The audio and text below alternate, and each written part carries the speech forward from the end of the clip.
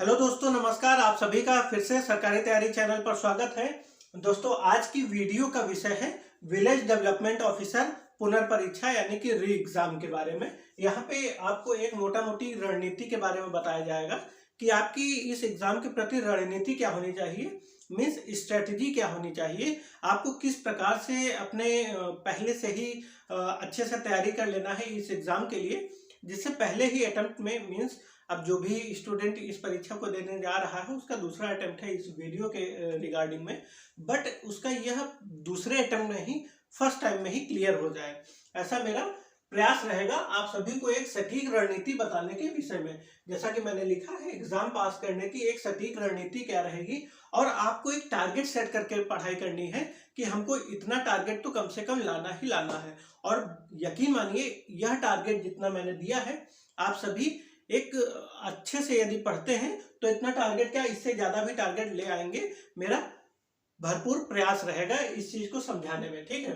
अब समझते हैं यहाँ पे रणनीति से पहले आप सभी को यह चीज पता होनी चाहिए। देखिए, किसी भी जगह पे जाने से पहले आपको उसका रूट पता होना चाहिए। सपोज करते हैं आपको दिल्ली जाना है, तो दिल्ली का एक रूट होगा निश्चित। आप ट्रेन से जाना चाहते हैं तो ट्रेन का एक अलग रूट है, बट आप यदि रोड से जाना चाहते हैं बाय रोड, तो उसका एक अलग रूट है। मीन्स किसी भी जगह पे जाने के लिए उसका एक निश्चित रूट होता है। सेम उसी प्रकार यदि किसी भी परीक्षा को यदि आप देने जा रहे हैं, किसी परीक्षा में शामिल होने जा रहे हैं, तो एक निश्चित उसका एक सिलेबस है, उसका एक निश्चित पैटर्न है। तो उसी हिसाब से यहाँ पे आपको पैटर्न समझाने का प्रयास किया जाएगा, और यह भी मेरा प्रयास रहेगा कि उस पैटर्न के अंतर्गत आपको कितने कितने प्रश्न करने हैं। सपोज आपका रीजनिंग का सेक्शन है, तो रीजनिंग में आपके 50 प्रश्न वहां पे पूछे जाएंगे, तो आप सभी पहले से ही कितना माइंडसेट बना के चलें कि वहां पे हमको इससे कम तो करना ही नहीं है, ठीक। तो यह चीज आपको यहाँ पे समझाने का प्रयास किया जाएगा। तो आप सभी लोग देख रहे होंगे, मैंने पूरा पैटर्न यहाँ पे नोट कर दिया है संक्षिप्त में। जैसे कि यदि बात करते हैं, यहाँ पे 3 सब्जेक्ट से प्रश्न पूछे जाएंगे, और तीनों में से प्रत्येक में से वेटेज सबका सेम है।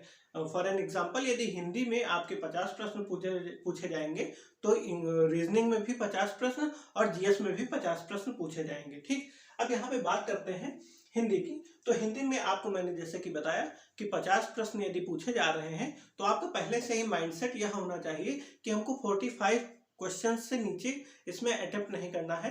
वह भी आपका यहाँ पे यह भी प्रयास होना चाहिए कि 90% एक्यूरेसी आपकी मस्ट है इस एग्जाम में, क्योंकि यहाँ पे निगेटिव मार्किंग बहुत ही हाई है। दैट मीन्स 1/2 की निगेटिव मार्किंग है। तो इस चीज से बचने के लिए आपको एक्यूरेसी लेवल आपका मेंटेन होना चाहिए। एक्यूरेसी लेवल जितना ही अच्छा होगा, जितना ही आप पहले से प्रैक्टिस करे होंगे घर पे, उतना ही आपका कॉन्फिडेंस रहेगा, और चांसेस रहेंगी कम होने की, गलती कम होने की चांसेस रहेंगे, ठीक है।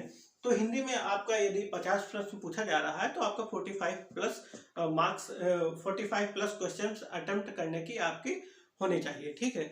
आप 45 प्लस टारगेट लेके चलें। मैंने यहाँ पे लिखा भी है कि योर टारगेट 45 क्वेश्चंस आपके वह भी सही होने चाहिए। यहाँ पे निगेटिव नहीं होना चाहिए, सही होने चाहिए। और मेरा यकीन मानिए, अभी जो अलग आगे और वीडियोस आएंगी, प्रत्येक सब्जेक्ट की रिगार्डिंग अलग से एक वीडियो बनाई जाएगी। यहाँ पे एक संक्षिप्त रणनीति आपको बताया जा रहा है। फॉर एन एग्जांपल, यदि हिंदी की बात करेंगे, तो हिंदी की एक अलग से वीडियो बनाई जाएगी। उसमें आपको इंपॉर्टेंट चैप्टर्स के बारे में बताया जाएगा, क्योंकि मेरा थोड़ा सा एक्सपीरियंस है इन परीक्षाओं से रिलेटेड, तो मैं आपको अपना एक्सपीरियंस भी साझा करूंगा। हिंदी में आपको किन किन टॉपिक्स को ज़्यादा फोकस होके पढ़ना है, और किन किन टॉपिक्स को ऊपर ही ऊपर पढ़ना है, आप सभी को यहाँ पे बताया जाएगा अच्छे से। और सेम उसी प्रकार रीजनिंग में भी आपको एक सेपरेट वीडियो दी जाएगी, वहाँ पे उसके बारे में भी डिटेल चर्चा की जाएगी। और जीएस का, जैसा कि आप सभी लोग को पता है कि जीएस एक निश्चित नहीं है, जीएस का कोई भी निश्चित सिलेबस नहीं है, परंतु जीएस में होता क्या है, कुछ टॉपिक ऐसे होते हैं जिनसे बार बार रिपीट किए जाते हैं प्रश्न, तो उन टॉपिक्स के बारे में भी आपको बताया जाएगा। हम लोगों ने बात किया हिंदी के बारे में कि आपका टारगेट होना चाहिए 45 क्वेश्चन सही होने चाहिए। और यदि बात करते हैं रीजनिंग की, तो रीजनिंग में भी 45 प्लस आपके क्वेश्चन सही होने चाहिए। मैं यहाँ पे 45 टारगेट क्यों दे रहा हूँ आप सभी को, यहाँ पे आप सभी लोग यह जानते हैं कि हिंदी और रीजनिंग का एक निश्चित सिलेबस है, और निश्चित सिलेबस के अंतर्गत ही आपसे प्रश्न पूछे जाएंगे।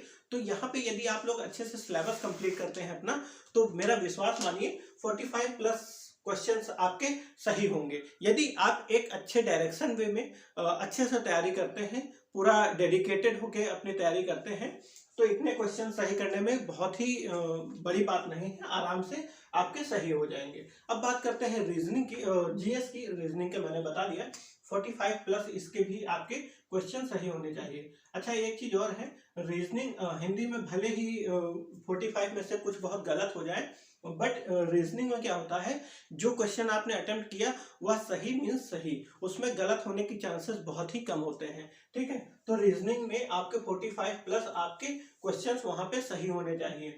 अब बात करते हैं जीएस की, तो जीएस अनप्रिडिक्टेबल है, मीन्स इसका कोई भी एक निश्चित पैटर्न नहीं है।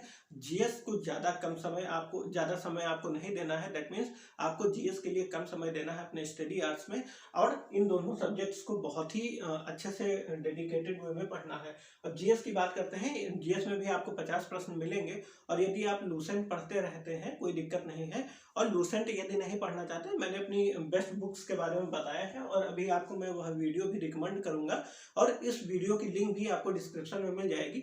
आप लोग यदि बेस्ट बुक्स वाली वीडियो को नहीं देखें तो उसको जरूर देखिएगा, वहां पे आपका जीएस से रिलेटेड जो भी डाउट है वहां पे अच्छे से क्लियर किया गया है। यदि आप लोग लूसेंट नहीं पढ़ना चाहते हैं तो एक और वहां पे बुक बताई गई है, उसको पढ़ सकते हैं, कोई दिक्कत की बात नहीं है। बट हाँ, आपका टारगेट जीएस में होना चाहिए 25 क्वेश्चंस, वो भी सही होने चाहिए। यहाँ पे भी ये मैं सही की ही बात कर रहा हूँ। ठीक है, तो यहाँ पे यदि बात करते हैं हिंदी की, तो 45 क्वेश्चंस आपको टारगेट पहले से ही सेट करना है, और रीजनिंग की 45 क्वेश्चंस आपको पहले से ही टारगेट सेट करना है। यदि बात करते हैं जीएस की, ये अनप्रिडिक्टेबल है, परंतु यहाँ पे आपको 50% यानी कि 50 क्वेश्चन में से आपको 25 क्वेश्चंस आपको सही करना ही करना है।